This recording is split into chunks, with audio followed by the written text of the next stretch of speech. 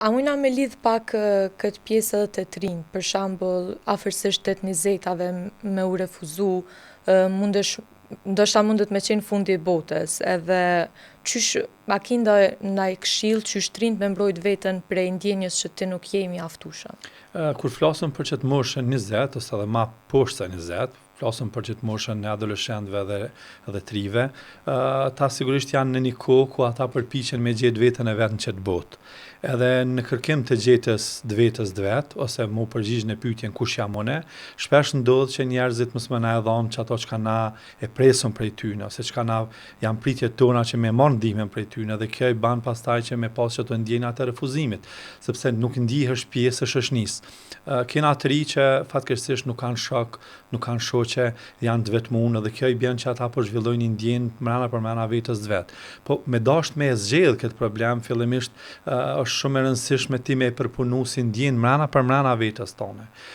Mirë, po na ke nevojë për ndërveprim, edhe kjo kur ti ke nevojë për me ndërvepru me dikant tjetër, me pas shok ose shoqe, pastaj nëse nuk ki me kanë ti me ndërvepru, i bjen që kjo nuk ban mirë ty, kjo të ban keq për gjendjes tone të mrenshme.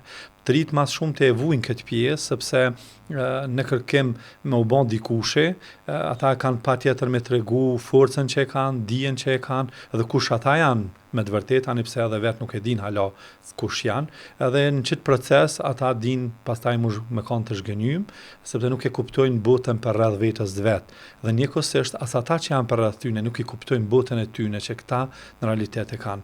Kështu që kjo i ban që ata me përjetu pastaj vetmin, me përjetu refuzim, edhe me kanë të dëshpërun për kësaj bote, dhe me pas kërkesa që me ndryshu. Kërkesat për me ndryshu, pastaj janë me ndryshu ambient, me ndryshu vendbanim, ose me keqja me psu një depresion tron, e cili kërkon patjetër pastaj edhe një trajtim adekuat të problemeve dhe që aty në ndjenjat, se atë janë shkaktu si rezultati që aty në refuzimeve që personat i kanë përjetu, ose i kanë perceptu si tilla. Kur jena të ngarkuar emocionalisht, shpesh nuk dim se qysh mu sjell mendjenjat tona. Ka raste kur ndodh diçka e rëndë, qoftë një konflikt, një breng ose një humbje, do me thonë diçka që na prek shumë. Shpesh një pjesë e mendjes tonë thot leje, injoroje, po pastaj ajo ngarkohet edhe një ditë shpërthen. Një pjesë tjetër e mendjes tonë ndoshta thot përballu me atë ndjenjë, po pastaj ndoshta futesh aq thellë të saqë të nesërmen s'mundesh as me vazhdu ditën.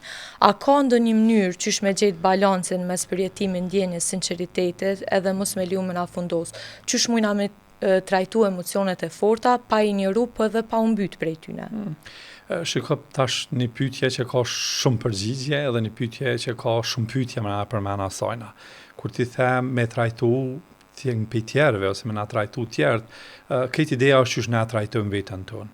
Edhe fillimisht për me pas një balans të mirë dhe me pas një mirëqenie të mirë psikologjike, unë do të me pas në fokus 3 gjona patjetër: ushqimin, aktivitetet fizike, edhe po ashtu edhe aspektet e meditimit.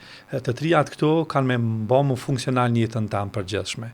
Mirë, po përpas kësaj, na që kjo ka me rujt mirëqenien tam të aspektit shëndetit në përgjithësi, për me bë një balans, nuk mjafton që na veç më kanë të vetëdijshëm për mendjen që na e kena, sepse arbri si arbri nuk e ka veç mendjen.